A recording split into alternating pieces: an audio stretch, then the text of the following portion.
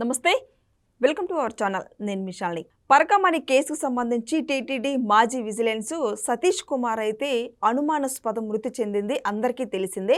అయితే వైసీపీ వాళ్ళైతే ఇది హత్య కాదని విమర్శిస్తూ మాట్లాడుతున్నారు. నిజంగా ఈ కేసుకు సంబంధించి ఇప్పటికైతే ఇన్వెస్టిగేషన్ కూడా లోతుగా విచారించే అవకాశం అయితే ఉంది. ఇక ఏమేమి ఈ ఆరోపణలు రాబోతున్నాయి, దీని వెనక ఎంతమంది కుట్రలు ఉన్నారు, ఇలాంటి అంశాలను చర్చించే ముందు స్టూడియోలో ఉన్నారు సీనియర్ జర్నలిస్ట్ దుర్గా కుమార్ గారు ఉన్నారు. వారిని అడిగే విషయాలను తెలుసుకునే ప్రయత్నం చేద్దాం. నమస్కారం సార్. నమస్తే మిషాల్ని. మనం వీక్షకులు సార్, ఈ పరకమణి కేసుకు సంబంధించి సతీష్ కుమార్ని అనుమానాస్పదంగా మృతి చెందడం ఇది బాధాకరంగా, రాష్ట్ర వ్యాప్తంగా ఒక సంచలన వార్త అయితే ఇది వస్తుంది. అసలు ముఖ్యంగా చూసుకుంటే ఇది వైసీపీ వాళ్ళైతే హత్య కాదని విమర్శిస్తున్నారు. అయితే అసలు దీని వెనుక పెద్ద కుట్రనే ఉందని మనకు వస్తున్న వార్త. అసలు ఏం జరిగింది, ఏం జరగబోతుందంటే ఏం చెప్తారు సార్? మీరు అన్నట్టు ఇది చాలా రెండు రాష్ట్రాలని కుదిపేస్తున్న వార్తమ్మా. ఎందుకంటే ఆయన ఒక పోలీస్ అధికారి, ఇన్స్పెక్టర్ ర్యాంక్లో ఉన్నాడు, రైల్వే పోలీసులో ఉన్నాడు. గతంలో మీరు అన్నట్టు పరకామణి కేసు అని అంటున్నారు, కానీ అసలు పరకామణి ఏంటి అనేది కూడా చాలామంది ప్రశ్నిస్తూ ఉన్నారు. పరకామణి అంటే శ్రీవారి ఆలయంలో, అంటే వెంకటేశ్వరుడి హుండీ ద్వారా వచ్చినటువంటి నగదు కానివ్వండి, లేకపోతే విరాళాలు ఏవైనా సరే, నగలు కానివ్వండి, నాణ్యాలు కానివ్వండి, అన్నిటినీ ఒకసాట పోగు చేసి కుప్పలాగా పోసే ఒక హాల్ ఉంటుంది.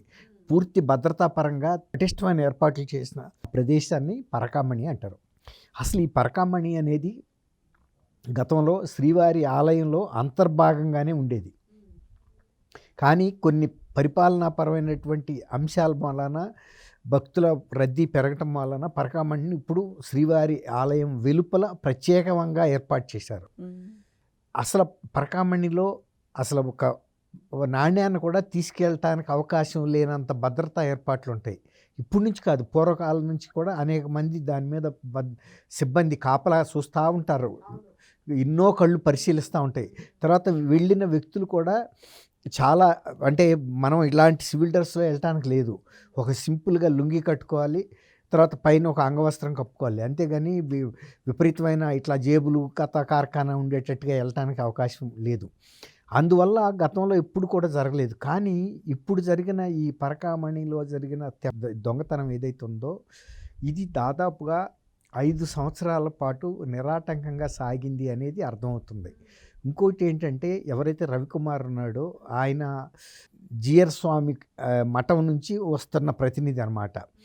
ఈ పరకామణిలో తిరుమల తిరుపతి ఉద్యోగులతో పాటు, సంబంధిత ఉద్యోగులతో పాటు కొంతమంది భక్తులు, ఇతర మఠాలకు చెందిన ప్రతినిధులు కూడా ఇందులో పాల్గొంటారు. ఒక పారదర్శకంగా జరుగుతుంది అని చూపించడానికి ఇతను కొన్ని వందల కోట్ల రూపాయల ఆదాయం ఇక్కడి నుంచి తరలించుకెళ్ళిపోయి ఆస్తులు కొనుక్కున్నాడు. అంటే అక్కడ ఒక వ్యవస్థీకృతంగా ఈ దొంగతనం అనేది జరుగుతూ ఉందనేది అర్థమవుతుంది. ఎందుకంటే ఒకరోజు తీయొచ్చు, 2 రోజులు తీయొచ్చు, 3 రోజులు ఎవరైనా తీయొచ్చు. కానీ ప్రతిరోజు ఇంత పెద్ద భారీ ఎత్తున వెళ్తుందంటే అది లోపల వ్యక్తులతోనూ, తర్వాత టీటీడీలోని ఉద్యోగులతోనూ అంటే కుమ్మక్క అవ్వకుండా ఇది జరిగే అవకాశం లేదు. కానీ ఇప్పుడు ఈ సతీష్ కుమార్ ఎవరైతే ఉన్నారో ఆయన అసిస్టెంట్ విజిలెన్స్ ఇన్స్పెక్టర్గా ఉన్న టైంలో ఆయన ఫిర్యాదు చేశాడు. ఇతను రెడీ హ్యాండెడ్గా పట్టుకున్నాడు, కెమెరాలో చూసి పట్టుకుని ఫిర్యాదు చేస్తే అప్పుడు ఈ స్టోరీ బయటకు వచ్చింది. అసలు వచ్చినప్పుడు ఇది పాలక మండలి దృష్టికి వెళ్ళింది. చీఫ్ విజిలెన్స్ ఆఫీసర్ అంటే ఒక ఎస్పీ క్యాడర్ అధికారి ఉంటారు టీటీడీలో కూడా, స్టేట్ గవర్నమెంట్ నుంచి డిప్యుటేషన్ మీద, సెంట్రల్ గవర్నమెంట్ నుంచి కూడా డిప్యుటేషన్ మీద తీసుకోవచ్చు. ఇతను కూడా ఈ సతీష్ కుమార్ కూడా రైల్వే పోలీస్ నుంచి డిప్యుటేషన్ మీద వచ్చాడు అసిస్టెంట్ విజిలెన్స్ అధికారిగా. ఆ టైంలో ఈ ఫిర్యాదు ఇచ్చాడు ఆయన. అప్పుడు తీగలాగితే డొంక కదిలినట్టు చాలా లోతైన అంశాలు బయటకు వచ్చినాయి.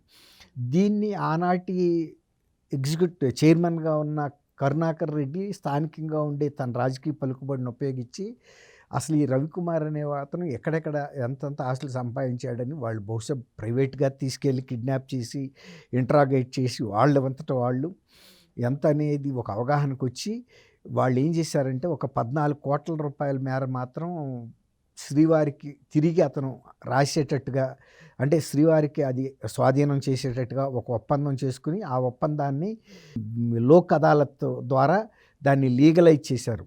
అసలు లోక్ అదాలత్ ద్వారా ఇట్లాంటి థెఫ్ట్ కేసుల్ని ఉపసంహరించుకునే అవకాశం లేదు. ఇప్పుడు నేను అనుకోండి వ్యక్తిగతంగా నా సొమ్ము ఎవడన్నా దొంగతనం చేసి తిరిగిస్తానంటే నాకు ఎంత పోయిందో నాకు తెలుసు కాబట్టి అంతా తిరిగిస్తున్నాడు, దాదాపుగా తిరిగిస్తున్నాడంటే ఆ కేసు మళ్ళీ కోర్టు ఇదంతా ఎందుకని ఒప్పుకోవచ్చు. కానీ అది ఒక వ్యవస్థ. తిరుమల తిరుపతి దేవస్థానం అనేది పవిత్రమైనటువంటి చాలా విస్తృతమైనటువంటి వ్యవస్థ, సంస్థ. అలాంటి సంస్థ తరపున నిర్ణయం తీసుకోవటానికి వీళ్ళు ఎవరి ద్వారా పాలక మండలిలో ఆమోదం పొందలేదు. అసలు ఈవెన్ పాలక మండలిలో ఆమోదం పొందినా కూడా దానికి కూడా చట్టబద్ధత లేదు. ఎందువల్లంటే అది విజిలెన్స్ అండ్ ఎన్ఫోర్స్మెంట్ వాళ్ళకు కూడా ఒక విభాగం ఉంది కాబట్టి వాళ్ళు విచారణ చేయాలి. ఒకవేళ వీళ్ళతో పాటు తిరుపతి 1 టౌన్ పోలీసులు కూడా దీన్ని కేసు రిజిస్టర్ చేశారు. వీళ్ళు అందరూ ఇన్వెస్టిగేట్ చేసి ఒక స్పష్టంగా అతనికి మీ ఇంత దొంగతనం చేశాడని రికవర్ చేయాలి కోర్టు ద్వారా తప్ప ఇది మరొక రకంగా చేయడానికి వీలు లేదు. అది చేసేసి దాన్ని అడ్డం పెట్టుకుని ఈ కరుణాకర్ రెడ్డి వీళ్ళంతా కూడా బెంగళూరు, చెన్నై, హైదరాబాదుల్లో ఈ రవికుమార్ పేరు మీద ఉన్న ఆస్తుల్ని వాళ్ళ బంధువులు బినామీ పేర్ల మీద కూడా చాలా వరకు రాయించేసుకున్నారు. అందువల్ల ఈ కేసు అక్సెప్ట్ చేశారనేది ఉంది. ఇప్పుడు ఈ కేసు అప్పుడు ఈ సతీష్ కుమార్ని కూడా వీళ్ళు బెదిరించి అతనే కదా ఫిర్యాదుదారు, ఆ రోజు అతను ఒప్పించి దీన్ని లోక్ అదాలత్లో అనిపించారు. కానీ ఈ కేసు మళ్ళీ హైకోర్టుకి వెళ్ళి రీఓపెన్ అయింది. అంటే ఒక సుమోటోగా తీసుకున్నట్టే దాదాపుగా. అసలు ఈ విషయాన్ని ఒక జర్నలిస్ట్ తీసుకెళ్ళాడు. అప్పుడు ఇలా ఎలా చేస్తారో అసలు దీనికి చట్టబద్ధత లేదు. లోక్ అదాలత్లో చేసుకున్న వీళ్ళ రాజీని చూసిన తర్వాత అసలు ఆ జడ్జి ఎలా ఇచ్చాడు దీనికి ఎట్లా చట్టబద్ధత లేదు, కేసును మొత్తం ఇన్వెస్టిగేట్ చేయమంటే ఇప్పుడు జరుగుతుంది. అందులో భాగంగా ఆయన 13వ తారీఖున అక్కడి నుంచి బయలుదేరటం, ఈ రైల్లో వస్తా ఉండగా మీరు అన్నట్టు ఇది నిన్న కోర్టు దృష్టికి వెళ్ళినప్పుడు కూడా అక్కడ గౌరవ న్యాయమూర్తులు కూడా మేము కూడా షాక్ తిన్నామని చెప్పారు. ఎందుకంటే అతను పోలీస్ డిపార్ట్మెంట్లో ఫిర్యాదుదారుగా ఉండి వాంగ్మూలం ఇవ్వటానికి ఆ రాత్రి ట్రైన్ ఎక్కితే ఆ ట్రైన్ ఎక్కుతా ఉన్న మనిషి తర్వాత తిరుపతిలో దిగలేదు, కానీ బ్యాగ్ మాత్రం ఇక్కడికి చేరింది. 29లో సీట్లో ఉండాల్సిన ఏసీ ఫస్ట్ క్లాస్ బోగీలో 11వ నెంబర్ దగ్గర ఉంది. ఆయనకి తెలీదా రైల్వేలోనే సిఐగా ఉన్న వ్యక్తి, రైల్వే భద్రతా విభాగాన్ని చూసే వ్యక్తికి 29వ నెంబర్కి 11వ నెంబర్కి సీటుకి తేడా తెలీదా? ఖచ్చితంగా తను ఎందుకు కూర్చుంటాడు? కాబట్టి ఇక్కడ అనేక అనుమానాలు వస్తున్నాయి. ఇప్పుడు ఫోరెన్సిక్ ల్యాబ్ పంపారు ఆయన ఫోన్ కూడా. అసలు గత కొంతకాలంగా గత 4-5 రోజుల్లో ఈయన ఎవరు మాట్లాడుతున్నాడు, ఎట్లా జరుగుతుంది అనేది ఇది పెద్ద మిస్టరీ. ఏంటంటే రైల్వే ఇప్పుడు ఎవరు కూడా చెప్పని విషయాలని కరుణాకర్ రెడ్డి గారే ఎందుకు స్పందించాడనేది చాలా అనుమానాలు కలుగుతున్నాయి. ఇవాళ వాళ్ళ కుటుంబానికి అనుమానం కలిగింది, ఆ సామాజిక వర్గానికి కలిగింది, తర్వాత వాళ్ళ బంధువులు, తర్వాత మొత్తం రాష్ట్ర వ్యాప్తంగా కూడా అనుమానాలు కలిగిన కారణం ఏంటంటే ఆయన చాలా తీవ్రంగా స్పందించాడు కరుణాకర్ రెడ్డి గారు. అసలు ఆయనకి ఏం సంబంధం? తర్వాత ఆయన ఏమన్నా విచారణ అధికారా, పోలీసా, లేకపోతే ఒక జడ్జా? తను ఏకపక్షంగా ఇది సూసైడ్ అని ఇప్పుడు గతంలో వివేకానంద రెడ్డి గారితో కూడా గుండెపోటని ప్రకటించారు, వాళ్ళ పేపర్లోనూ ప్రచురించారు, ప్రసారం చేశారు. అసలు వీళ్ళకి ఏం సంబంధం? అందులోనూ ఆయనే ఇదంతటికి నడిపిన సూత్రధారే కరుణాకర్ రెడ్డి గారు. దీన్ని లోక్ అదాలత్కు పంపటం, అక్కడ అనిపించడం, తర్వాత ఆ రవికుమార్ ద్వారా ఆస్తులు రాయించుకున్నాడన్న విమర్శలు అక్కడ ఉన్నాయి. ఈ తర్వాత మిగిలిన వాళ్ళు కూడా ఈ విషయాన్ని రాజకీయం చేస్తానికి ప్రయత్నిస్తున్నారు. తర్వాత అసలు ఆయన రైల్వేలో బోగిలోంచి దూకాల్సినంత పరిస్థితి ఎందుకు ఉంటుంది ఆయనకి? అసలు నిజంగా ఆత్మహత్య చేసుకోదలుచుకుంటే ఆయన రైల్వే బోగి ఎక్కకుండా చేసుకోవటానికి లేదు అవకాశాలు? ఆ మాత్రం ఆయనకి తెలియలేదా? ఇన్స్పెక్టర్ అంటే మానసికంగాను శారీరకంగా మంచి దారిద్ర్యం కలిగి ఉంటారు, అంతే తప్ప చిన్న వాటికి భయపడి సూసైడ్లు చేసుకునే పరిస్థితి ఉండదు. అలాంటిది కరుణాకర్ రెడ్డి గారికి ఒక అడ్వకేట్ లాగా దీన్ని ప్రమోట్ చేయటం, మిగిలిన గోరంట్ల మాధవ్ కానీ అనేక మంది వైఎస్ఆర్సీపీ నాయకులు ఇదే పాట పాడుతున్నారు. దీంతో ఇవాళ మొత్తం ఈ ఇష్యూ చాలా గందరగోళ పరిస్థితిలోకి వెళ్ళిపోయింది. 2 రాష్ట్రాల ప్రజలు కూడా ఏం కోరుకుంటున్నారంటే ఖచ్చితంగా సతీష్ కుమార్ కుటుంబానికి న్యాయం జరగాలి. రెండోది ఆయన బిడ్డలు కూడా చిన్న బిడ్డలు. అతను ఏం తప్పు చేశాడు? టీటీడీ ఆస్తుల్ని కాపాడటం కోసం ఫిర్యాదు చేస్తే వాళ్ళ పేర్లు ఇప్పుడు బయటకు వస్తాయేమోనని ఆయన గుత్తి నుంచి బయలుదేరి అక్కడ మోటార్ సైకిళ్ళు పార్క్ చేయటం వరకు రికార్డ్ అయింది కానీ ఆ తర్వాత ఇవ్వటం లేదు, ఏం తెలియట్లేదు.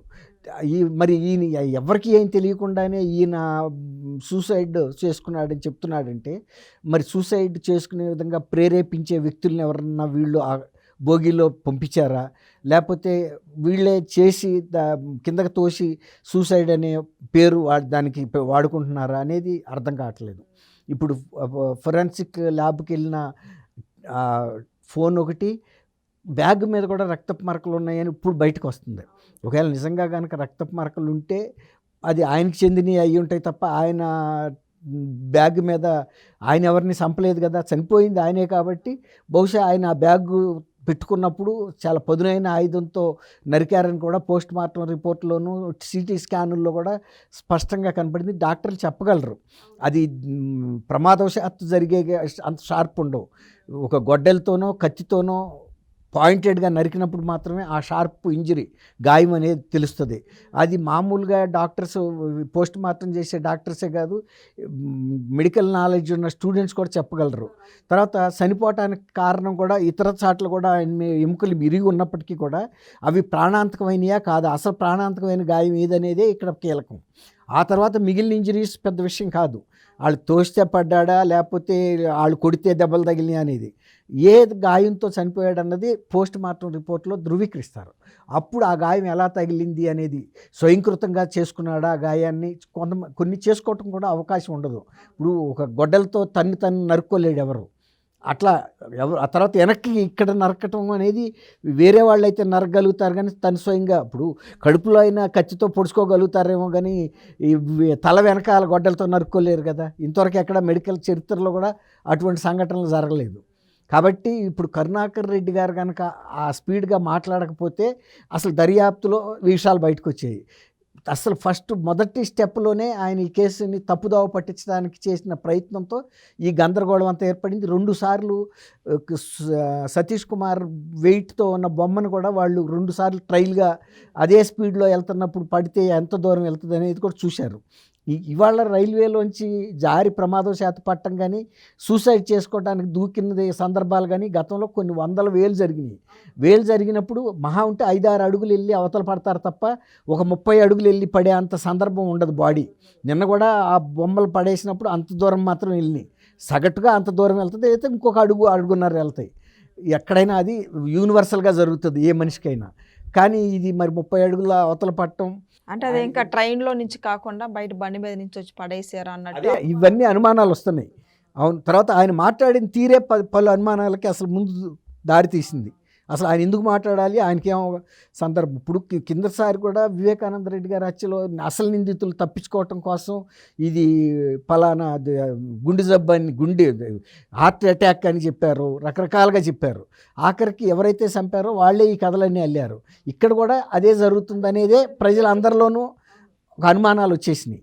కాబట్టి ఈ విషయం బయటకు వచ్చేరాక ఇప్పటికైనా సైలెంట్గా ఉండాలి. రెండోది ఏంటంటే ఇది ఖచ్చితంగా వివేకానంద రెడ్డి గారి కేసుకి ప్రతిరూపం లాంటి సంఘటనగానే కనపడుతుంది.